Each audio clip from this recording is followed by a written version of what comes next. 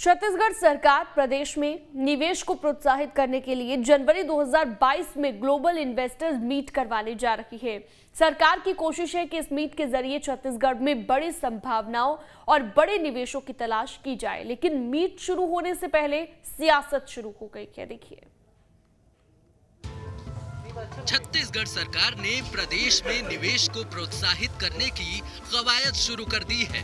इसलिए जनवरी 2022 में global investors meet करने जा रही है, लेकिन विपक्ष को सरकार का ये प्रयास रास नहीं आ रहा है। प्रदेश के पूर्व सीएम रमन सिंह ने सरकार की नीयत पर ही सवाल खड़े कर दिए हैं। उन्होंने कहा है कि प्रदेश की आर्थिक हालत इतनी खराब हो गई है कि जो भी इन्वेस्टमेंट करेगा वो चिंतित होगा। स्टेट की आर्थिक हालत इतनी खराब हो गई है कि जो इन्वेस्टमेंट कर रहा है वही चिंता कर रहा है। नए इन्वेस्टमेंट आने का सवाल छत्तीसगढ़ में नहीं है, क्योंकि ऐसी लचर कानून की व्यवस्था, ऐसे लॉ एंड ऑर्डर और इस प्रकार का प्रशासन तंत्र छत्तीसगढ़ में विकसित हुआ है कि अब अच्छे भी हिम्मत नहीं करते यहाँ पे आके अपना इन्वेस्टमेंट करना। तो वहीं कांग्रेस बीजेपी के सवाल पर पलटवार कर रही है। कृषि मंत्री रविंद्र चौबे पूर्व सीएम को उनके कार्यालय में किए गए एमओयू की याद दिला रहे हैं। पूछ रहे हैं कि पूर्व सीएम रमन सिंह पहले ये बताएं, उनके कार्यालय में जो एमओयू साइन किया गया था उसका क्या हाल है। जिस तरीके से हम लोगों ने बायोएथनॉल बायोफ्यूल के लिए तैयारी की है, तो शुगर केन और राइस बेस तो कई प्लांट आने के लिए पाइपलाइन में है और एमओयू हो चुका है। इसलिए हमें लगता है कि इस बार के जो इन्वेस्टर मीट होगा उसमें जो इन्वेस्टर आएंगे वो छत्तीसगढ़ में इन्वेस्टमेंट भी करेंगे और अपना उद्योग लगाएंगे।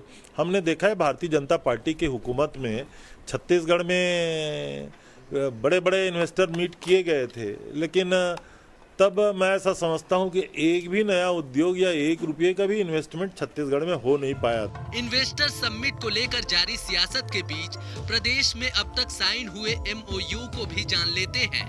2012 में तत्कालीन बीजेपी सरकार ने ग्लोबल इन्वेस्टर्स मीट का आयोजन किया।